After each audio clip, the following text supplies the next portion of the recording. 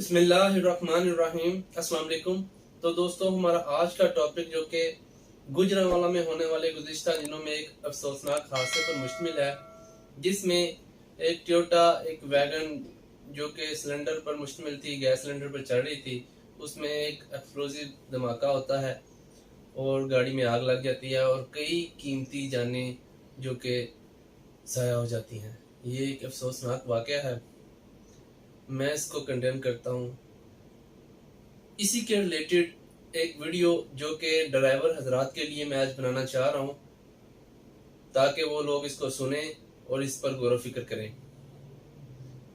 ऐसी कोई अशिया जिनके बारे में किसी भी शख्स को इल्म हो कि इससे दूसरों की जिंदगी को नुकसान पहुंच सकता है, तो इस सूरत हाल में एहतियात करना लाजिम है।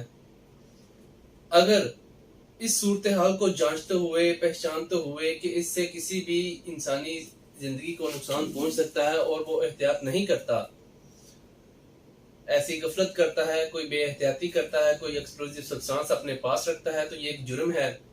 इसी के रिलेटेड पाकिस्तान पिनल कोड का एक सेक्शन 286, इसको आज हम डिस्कस करेंगे।